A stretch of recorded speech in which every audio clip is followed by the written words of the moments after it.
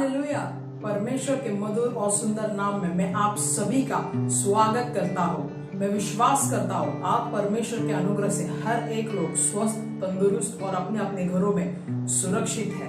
तो आइए इस समय इस ऑनलाइन सभा की शुरुआत करें और प्रार्थना के द्वारा इस ऑनलाइन को परमेश्वर के चरणों में समर्पित करें। प्रभु पिता मैं धन्यवाद देता हूँ इस समय आपके प्रेम और आपकी भलाई के लिए परमेश्वर पिता। जैसे हम ऑनलाइन सभा में परमेश्वर शुरुआत करेंगे प्रभु, हर एक इंटरनेट कनेक्शन को प्रभु, हर एक चीजों को प्रभु मैं आपके पवित्र और सुंदर नाम में देता हूँ पिता।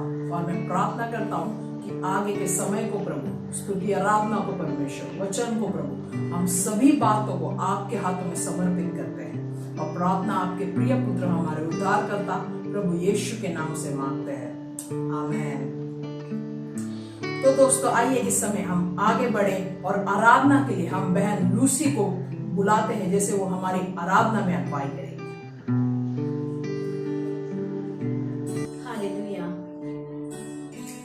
आइए इस समय हम उस महान परमेश्वर की आराधना करें। जैसे हम अपने घरों में हैं, मैं विनती करती हूँ कि क्या परमेश्वर की उपस्थिति में आइए और सचमुच उस महान परमेश्वर की आराधना कीजिए, क्योंकि वो भला है, वो योग्य है और वो काबिल है। क्यों ना हम अपने हृदय को, अपने मन को उसकी ओर बढ़ाएंगे और आत्मा में भर के उस महान परमेश्वर की आराधना करेंगे। कहेंगे उसे, हे प्रभु तेरे समान कोई नहीं है, केवल तू ही एक परमेश्वर है। हम केवल तेरी ही आराधना करते हैं, हम तेरे ही नाम को ऊंचा उठाते हैं, तेरे ही नाम की महिमा गाते हैं। Hallelujah Jesus. धन्यवाद प्रभु जी, धन्यवाद परमेश्वर। शिखेरा हराबा। Thank you Jesus.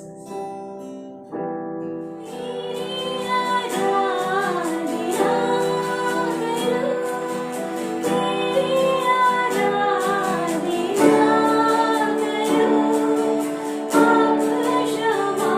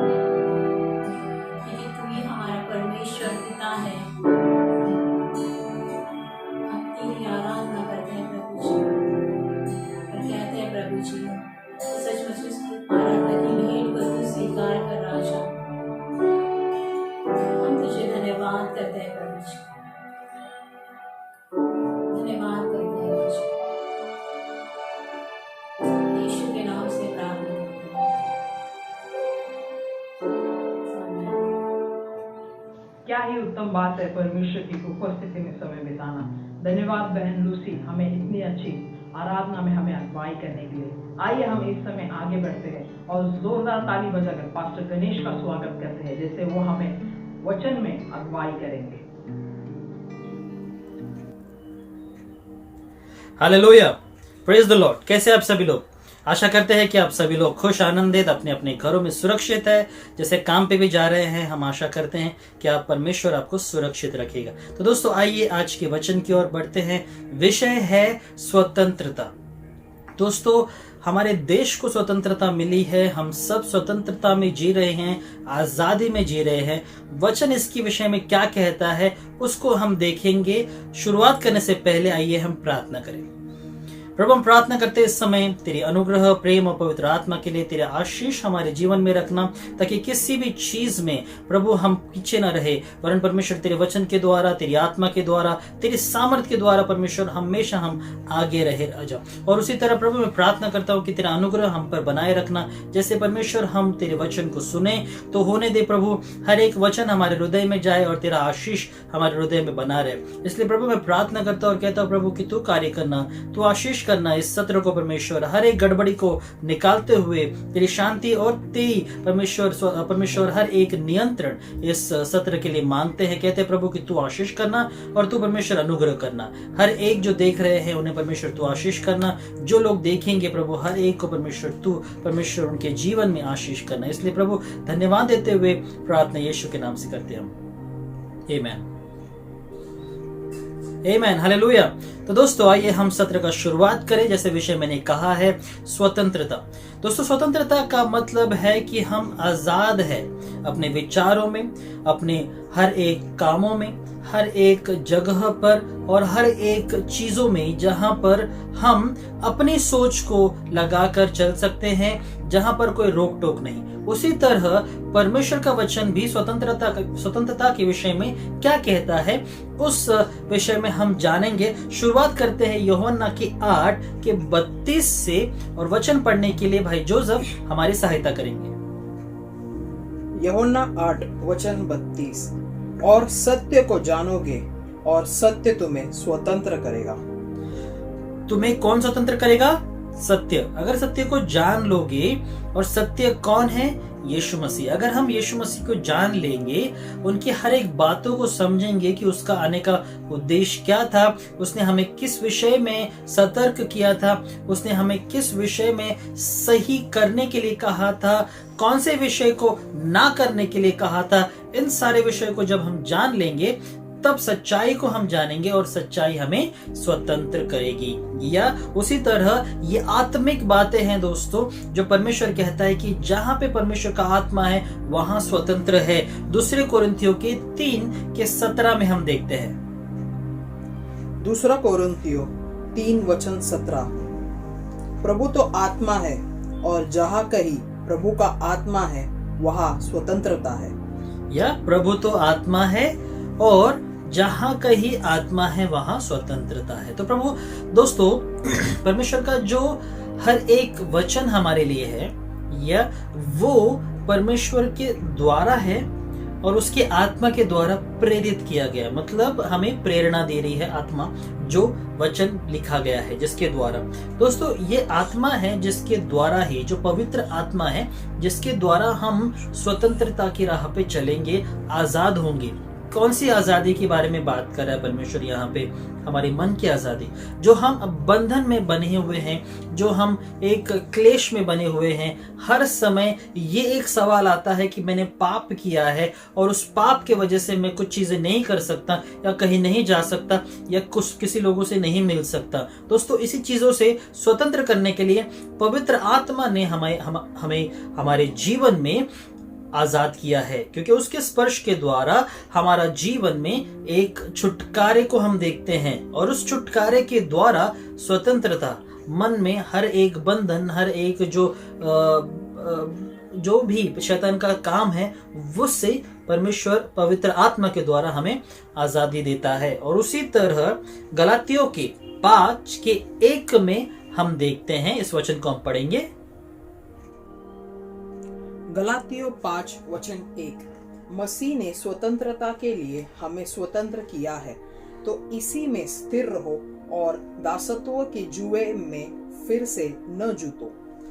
ओके, अब यहाँ पर दासत्व के जुए में फिर से ना जूतो, मतलब जो दासपन, मतलब जिससे हम बंदी बने रहते हैं या फिर हम जिसके दास बने रहते हैं, जैसे कि डर के या फिर बोलते हैं ना क्लेश के, गरीबी के, हर एक लाचारी के, इनके हम दास बने थे। क्यों?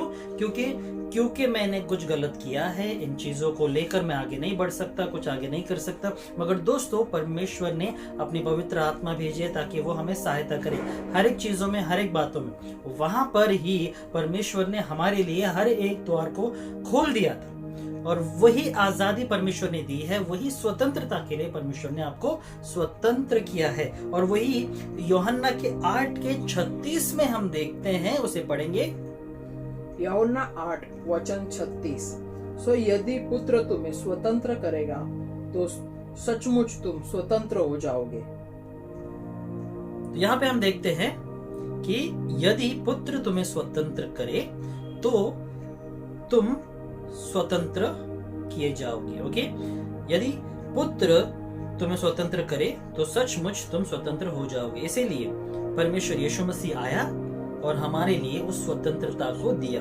और जब हमारे लिए स्वतंत्रता को दिया, मतलब आजादी को दी, तो वो आजादी इसलिए थी कि हम अपने मन से, शरीर से, हमारी सोच से आजाद होकर परमेश्वर के कामों में लगे रहे, क्योंकि यही परमेश्वर का वचन है जो हमें परमेश्वर ने दिया है करने के लिए। यशाया का 61 का पहला वचन। यशाया 61:1। प्रभु यहोवा का आत्मा मुझ पर है, क्योंकि यहोवा ने सुसमाचार सुनाने के लिए मेरा अभिषेक किया और मुझे इसीलिए भेजा है कि खेदित मन के लोगों को शांति दूं, कि बंधुओं के लिए स्वतंत्रता का और कैदियों के लिए छुटकारे का प्रचार करूं। यहाँ पर हम देखते हैं कि परमेश्वर ने इन चीजों के लिए हमें स्वतंत्र किया है। तो दोस्तों, जब यीशु मसीह ने हमें स्वतंत्र किया है तो हमें खेदित मनों के लिए, जो बंधन में हैं, जो लोग गरीब है और बीमार है और जो लोग लाचार है, ऐसे लोगों को परमेश्वर का वचन बताकर वहां पर छुटकारे को लाकर वहां पर उनको आजादी का और शांति का ये संदेश देने के लिए परमेश्वर ने हमें आजाद किया है। तो इसी तरह जैसे वचन कहता है कि मैंने तुम्हें आजाद किया है ताकि तुम आजादी में रहो, और वही आजादी हमारे लिए बहुत जरूरी है, क्योंकि हम दूसरों को भी वो बंधन से, वो श्राप से आजाद कर सके। इसीलिए यीशु मसीह आया और यीशु मसीह ने अपने पवित्र आत्मा को हमारे पास रखा है ताकि उसके सामर्थ्य के द्वारा हम सब कुछ कर सके। इस समय हम कुछ चीजों को देखेंगे कि किस किस चीजों से, किन किन बातों से परमेश्वर ने हमें आजाद किया है। तो यूहन्ना का 10:10 पहले पढ़ेंगे और वहां पर देखेंगे कि परमेश्वर ने हमें किस चीज से आजादी की है। यूहन्ना 10:10। चोर किसी और काम के लिए नहीं, परंतु केवल चोरी करने और घात करने और नाश करने को आता है। मैं इसलिए आया हूँ कि वे जीवन पाए और बहुतायत से पाए। आमीन। परमेश्वर आया है वो जीवन देने के लिए, और जब वो जीवन देता है तो हमारे जीवन से क्या निकल जाता है? जो मृत्यु का जो जीवन है, निराशा का जीवन, अभी जीवन बहुतायी का जीवन। अभी बहुतायी का जीवन का मतलब क्या है? परमेश्वर आया हमें जीवन देने के लिए। अब वो जीवन सिर्फ शारीरिक नहीं मगर वो आत्मिक जीवन के बारे में भी बात कर रहा है दोस्तों, जो है स्वर्ग का जीवन। क्योंकि वहां पर इस शरीर का कोई भी दर्द नहीं होगा, इस शरीर का कोई भी भूख नहीं होगा, इस शरीर के हर एक टेंशन नहीं होंगे, क्योंकि वो जो जीवन है वो अनंत कालीन है और वो खुशी का है। उसमें कोई भी दांत पीसना और कुड़कुड़ाना नहीं, कोई भी गलत बातें नहीं, दर्द नहीं, कुछ भी परेशानी नहीं। इस शरीर में रहते हुए जो जीवन हम जी रहे हैं, जिस जीवन को अच्छा जीने के लिए हमें चाहिए वो है रोटी, हमारे लिए कपड़ा और हर एक वस्तुओं में जो भी जरूरत चीजें हैं वो बातें। या अभी जहाँ पे हम रहते हैं कहीं पे लोग नहीं रह पाते हैं। जो लोग सड़क पे रहते हैं उनके पास कोई साधन नहीं है, मगर हमारे पास है, और इसके लिए भी हम कुड़कुड़ाते हैं ये सोचकर कि हमें बड़ा मिलना चाहिए। यही हम आजादी में नहीं जी रहे हैं, यही हम बंधन में जी रहे हैं कि कब हमें मिलेगा कैसे मिलेगा, और उसी में हम और कौंध के रह जाते हैं, जिसपे हम सोच नहीं लगते हैं। वही चीजें से हमें आजाद होना है, और यीशु मसीह आया हमें आजाद करने के लिए। यही पर कहता है कि बहुतायत का जीवन देने के लिए आया, कि वो जीवन में किसी भी चीज की कमी नहीं होगी, यहाँ पर और स्वर्ग में भी। तो इसीलिए दोस्तों जरूरी ये है कि हमारे जीवन में वो हो जो परमेश्वर की ओर से सही है। या और उसी तरह देखते हैं हम कि परमेश्वर ने हमें सेवा करने के लिए कहा है। गलातियों का 5:13 से 14 तक पढ़ेंगे। गलातियों 5 वचन 13 और 14। हे भाइयों, तुम स्वतंत्र होने के लिए बुलाए गए हो, परंतु ऐसा न हो कि यह स्वतंत्रता शारीरिक कामों के लिए अवसर बने, वरन प्रेम से एक दूसरे के दास बनो, क्योंकि सारी व्यवस्था इस एक ही बात में पूरी हो जाती है कि तू अपने पड़ोसी के अपने समान प्रेम रख। ओके, अब यहाँ पर परमेश्वर ये वचन कहता है कि मैंने तुम्हें स्वतंत्र किया है, मगर इससे तुम शारीरिक कामों के लिए अवसर बने, वरन प्रेम से एक दूसरे को क्या करते रहो, एक दूसरे के दास बनो, मतलब एक दूसरे की सेवा करो। ओके, और क्योंकि व्यवस्था इसलिए है कि बात में पूरी हो जाती है कि एक ही व्यवस्था में ये बात पूरी हो जाती है कि तुम अपने पड़ोसी से वैसा ही प्रेम करो जैसे तुम अपने आप से करते हो। तो वो सेवा का हृदय, जहां पे परमेश्वर हर एक बंधन को निकालकर, हर एक घमंड को निकालकर एक दूसरे के संग आकर हम एक दूसरे की सेवा करने के विषय में कहता है कि पहले हम क्या करते थे, पहले हम अपने लिए करते थे, अभी हमें परमेश्वर दूसरों के लिए करना चाहता है। इसीलिए परमेश्वर जो बीच का जो बंधन है, बीच का जो मन मुटाव है, या फिर बीच की जो अनबन है जिसकी वजह से हम एक दूसरे की सहायता नहीं करते, परमेश्वर उसको निकालता है, उससे हमें आजादी करता है। और तीसरी बात हम देखते हैं कि परमेश्वर हमें परेशानी, हर एक संकट से भी बाहर निकालता है, उससे आजाद करता है। भजन संहिता के 118 के 5वें वचन में देखेंगे। भजन संहिता 118 वचन 5। मैं संकट में था, सो सहारा पाने को मैंने यहोवा को पुकारा, यहोवा ने मुझको उत्तर दिया और यहोवा ने मुझको मुक्त किया। या मैं संकट में था, परमेश्वर ने, यहोवा ने मेरी सुनी और मुझे मुक्त किया, मतलब मुझे आजाद किया, स्वतंत्र किया। और वहां पे परमेश्वर वही चीजों के बारे में हमें दिखाता है कि जब हम संकट में आते हैं, संकट से हमें परमेश्वर स्वतंत्र करता है, और उसी तरह हमें पाप से भी स्वतंत्र करता है। रोमियो का 6 से लेकर 7 तक हम पढ़ेंगे।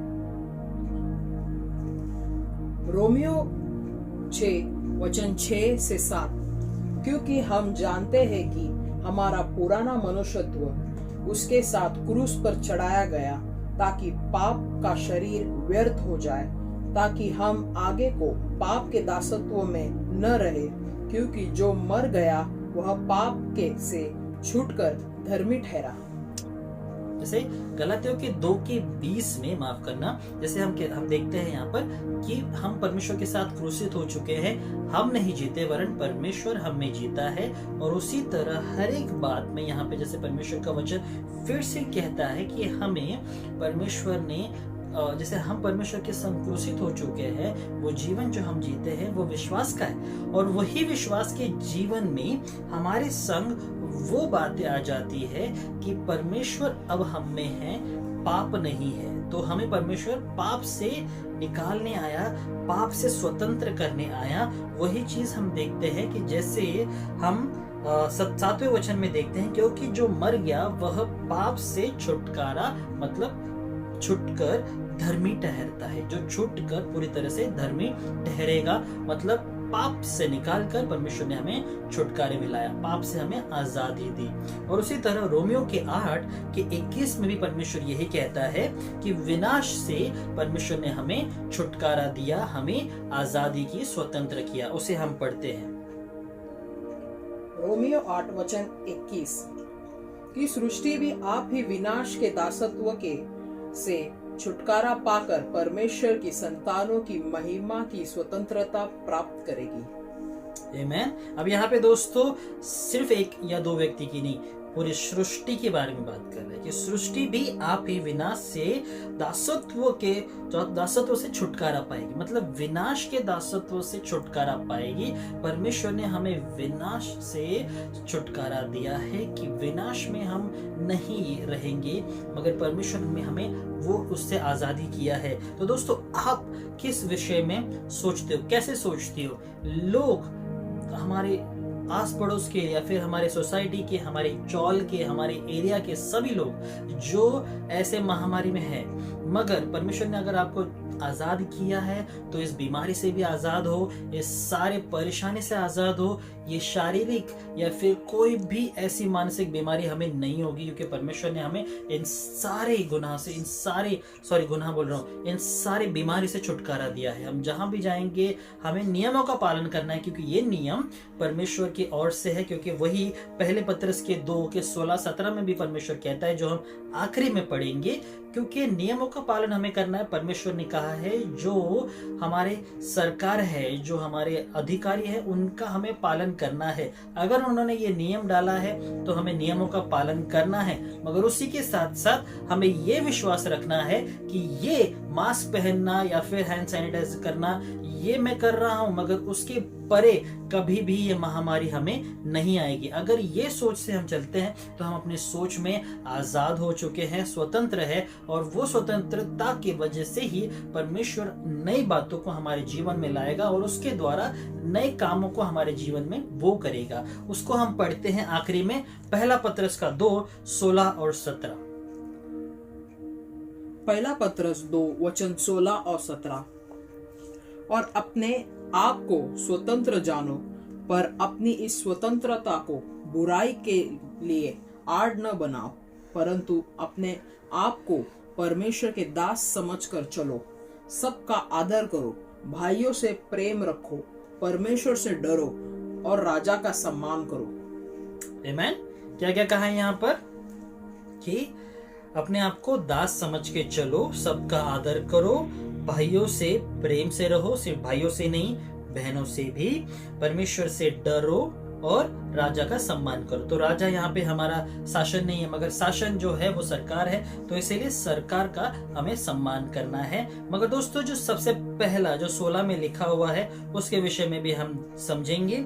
और अपने आप को स्वतंत्र जानो, पर अपने स्वतंत्रता को बुराई के लिए आड़ न बनाओ। ओके, बुराई के लिए आड़ न बनाओ। मतलब अभी अगर हम सोचेंगे कि मुझे कुछ नहीं हो सकता, अगर हम नियमों का पालन नहीं करेंगे तो बीमारी हो सकती है, या आपको अगर नियमों का पालन नहीं करना है, अगर आपको नियमों में नहीं रहना है, तो जरूर आपके साथ कुछ ना कुछ बुरा होगा, क्योंकि आप वचन के अनुसार नहीं चल रहे हो।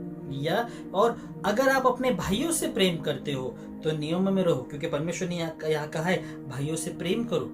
मुझे मेरे भाई से प्रेम है, इसीलिए वो मेरे द्वारा पीड़ित ना हो, मेरे द्वारा दूषित ना हो, मेरे द्वारा वो बीमारी ना लग जाए, इसीलिए मैं मेरा भी ख्याल रखूंगा और उसका भी ख्याल रखूंगा। दोस्तों, नियम हर एक समय परमेश्वर बनाता है, और वही परमेश्वर ने कहा है कि जो राजा है, मतलब सरकार हमारे यहाँ पर है, उसका सम्मान करना है, अपने भाइयों से प्रेम करना है, परमेश्वर से डरना है। हर एक चीजों में जो भी हम करेंगे, हर एक बातों में कि जो भी हम कर रहे हैं, हम आजाद हैं, हमारी सोच अच्छी है, मगर इसका ये मतलब नहीं कि छुट्टे साड़ बन के कहीं पर भी जाओ और कुछ भी करो। इससे पाप हो सकता है, इससे कुछ चीजें गलत हो सकती है। हमारी सोच में आजाद रहना मतलब हम वो चीजें करें जो परमेश्वर के राज्य के लिए, उसके धार्मिकता के लिए सही हो, जहां पे परमेश्वर का प्रेम, परमेश्वर का आशीष हर एक के पास पहुंचे और हर एक जन स्वस्थ रहे। क्योंकि जैसे मैं देख रहा हूं, जब भी हम प्रार्थना कर रहे हैं, हम मध्यस्थी कर रहे हैं, हर एक बंधन को हम टूटता हुआ देख रहे हैं, हर एक श्राप को टूटता हुआ देख रहे हैं, और उसी तरह हर एक का हमें आदर करना है। दोस्तों, भले ही हम कितने ही बड़े हो जाए, कितने ही बड़े पोस्ट में क्यों ना आ जाए, पैसे वाले क्यों ना हो जाए, अच्छे क्यों ना दिखते हो, मगर सभी का हमें वैसा ही आदर करना है जैसे हम अपना करते हैं, अपने घर वालों का करते हैं, अपने परमेश्वर का करते हैं। वही आदर जब आप करोगे, परमेश्वर का वचन वहां पे सिद्ध होगा, परमेश्वर आपको आशीष करेगा। तो दोस्तों, स्वतंत्रता ये एक भावना है जो हमें अपने संग दूसरों को भी बांटनी है और उसके द्वारा वो भी आजाद होंगे, वो भी स्वतंत्र होंगे अपने मन में, शरीर में, अपनी सोच में। और वो स्वतंत्रता ही परमेश्वर की आशीष को लाएगी। मगर स्वतंत्रता का गलत उपयोग मत करना, जैसे आखिरी में कहा है। वहां पर फिर से एक बार मैं कहना चाहूंगा, वहां पर परमेश्वर के दास समान बने रहो। ओके, परमेश्वर का कि प्रभु मैं तेरा दास हूं, जो तू मुझे कहेगा मैं करूंगा, पहला। फिर उसके बाद सबका आदर करो, और फिर भाइयों से प्रेम करो, और फिर परमेश्वर से डरो, और राजा का सम्मान करो। यहाँ पर राजा नहीं है, जैसे हम नेपाल में देखते हैं, नेपाल में राजा है, कुछ जगहों पर राजा है, मगर यहाँ पर वो राजकीय शासन है, जो सरकार है, उसका हमें सम्मान करना है। तो दोस्तों, इन चीजों को ध्यान में रखते हुए मैं विश्वास करता हूँ और आशा करता हूँ इस वचन को ना कि सिर्फ सुनने वाले बनोगे, मगर करने वाले भी बनोगे। ये वचन आपके लिए है, और आपके साथ अगर आपको लगता है दूसरों के साथ बांटना है तो बांटो, ताकि परमेश्वर का संदेश हर एक के पास जाए और सभी को आशीष मिले। तो ये दोस्तों, अंतिम की प्रार्थना करते हैं और अंत करते हैं। तो प्रभु, इस समय मैं धन्यवाद करता हूँ तेरे अनुग्रह, प्रेम और पवित्र आत्मा के लिए। तेरी आशीष हमारे लिए है और इस हर समय रहेगी। इसलिए प्रभु, मैं धन्यवाद करता हूँ कि तूने हमें सुरक्षित रखा, हमारी सोच में कोई भी गलत बात नहीं आने दी, हमें आजाद रखा। जो वचन हमने सुना है उसे परमेश्वर हमारे हृदय में रख, ताकि उसके द्वारा हम परमेश्वर हर एक चीजों को, जो भी लोगों को बोले, वो प्रेम से हो, वो एक बंधन में ना हो, वो एक गलत सोच के द्वारा ना हो, एक गुस्से से ना हो, एक ईर्ष्या से ना हो, वरन परमेश्वर आजाद सोच कर कि हम सभी के भाई बहन हैं, और वो हमारे भाई बहन है। हमें अपने भाइयों का ख्याल रखना है, प्रेम करना है, उससे परमेश्वर से डरना है, क्योंकि वो है जो न्याय करता है। और उसी तरह हमारे सरकार का भी प्रभु हमें नियम का पालन करना है, ताकि हम किसी भी तरह के समस्या में न पड़े। तो इसलिए प्रभु हमें सहायता कर, ताकि हम स्वतंत्र मन से हम परमेश्वर तेरा भय माने, और परमेश्वर हर एक भाइयों का परमेश्वर भाइयों से प्रेम करे, प्रभु हर एक सरकार के नियमों का पालन करे, और वहां पे तेरे नाम को हम ऊंचा उठाए राजा। इसलिए प्रभु मैं धन्यवाद करता और कहता हूं प्रभु कि तू कार्य करना, आशीष करना, ताकि हर एक समय हमारे जीवन में तेरा कार्य बना रहे, तेरा प्रेम बना रहे। इसलिए प्रभु मैं सारी महिमा तुझे देता हूँ, इस समय को, इस पल को देने के लिए, इस वचन को देने के लिए धन्यवाद करते हुए प्रार्थना यीशु के नाम से करता हूँ। सुन और कबूल कर। आमीन। तो दोस्तों, आशा करता हूं कि आपको वचन अच्छा लगा है, आशीषित हुए हो। परमेश्वर आपको आशीष करे। अगले हफ्ते हम फिर से मिलेंगे। धन्यवाद।